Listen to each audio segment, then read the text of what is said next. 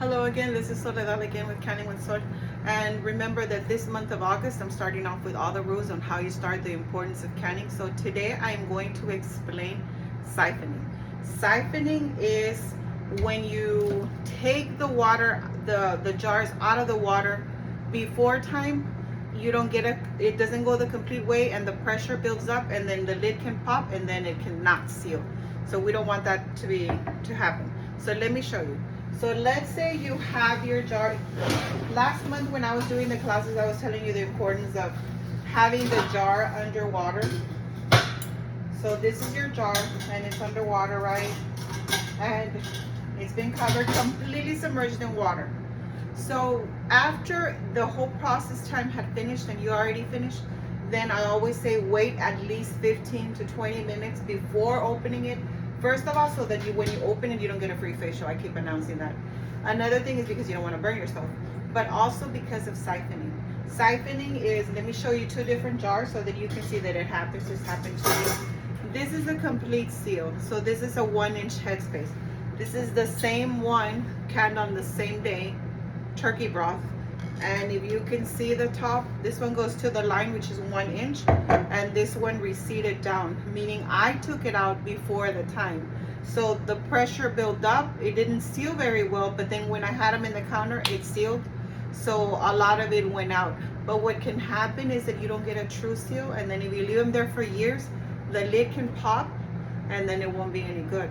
But since I haven't been making a lot, I've been reusing mine, and I know that this one, when I got them in the morning, I saw that, so I have this one in front to be used first before the lid pops or something.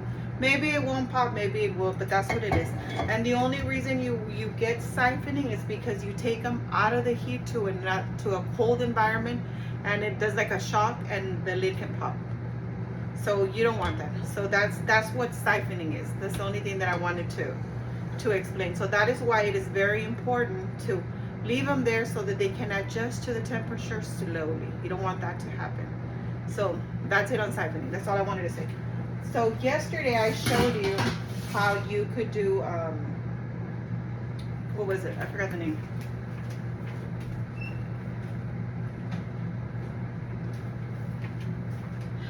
Yesterday I showed you about buttercream powder, how you can make it yourself with a cup of milk and 1/4 of a cup of what's it called, cream of tartar. So today I am going to tell you how you duplicate heavy cream powder.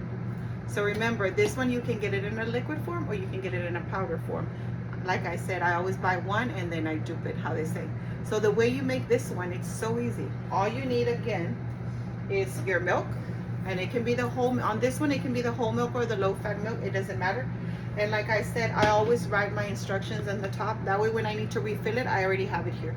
So for this one, you're gonna need 1 cup of milk to 2 tablespoons of cornstarch. So these two products, the milk and the cornstarch, and I use arrowwood powder for cornstarch. I have it. It's the same thing, but that's what I use. So cornstarch and milk will give you heavy cream powder. That's it. And to reconstitute it is you just use, if you want a cup of this, you use 6 tablespoons of the powder with 1 cup of water will give you 1 cup of heavy cream powder. So let me show you again so that if you want to copy it, that's what you do. And here are the instructions. I'll write them down anyways, but that way you can take a picture of it. So that's what it is. It's milk and cornstarch. Who knew?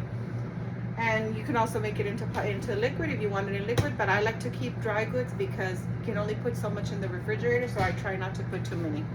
What is very important also when this happens, your lids are very important, back to siphoning.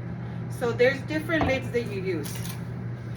If you buy the jars, to me really it doesn't matter, but I like the line, and I don't even get a commission off it, but I like their products. I started with them and I love it. The 4 jars are thicker. They're more expensive, but it's a good investment to make if you're gonna reuse them. You pay a lot in the beginning, but you're gonna reuse them and reuse them and reuse them. So this is like your basic lid when you buy a jar that doesn't have any brand. This one I've had some not seal, a lot of them not seal. So I try to use these for my dry powders. Like whenever I'm storing things on jars, I use these. Then another one is the ball. These come with your mason jars, the ball brand. This I've had a couple not seal or whatever, but it's pretty good. If they come with it, use it. You can use it 3-4 times. As long as the seal is not intact, you can keep using it. But this is very important because of siphoning. And then the 4-jar lids, the reason I like their lids, why I keep promoting them and I like them, they should give me a commission, right? Is their lids are thicker. So they do a quick seal. I haven't had any not seal with the 4 jars. They're real thick. You can tell them the difference. These are thick ones. Their plastic is really good, and then these are your flimsy ones. So lids make a difference when you're starting off. So I had a lady who donated me a lot of jars, and she's like, but they don't have any lids. Can you still use them? Yes, I have extra lids that I buy. So you can buy these by the box. I think I paid like $30 for 100 of them. But they're good when you need to refill them, and you can use them like 5, 6, 7 times.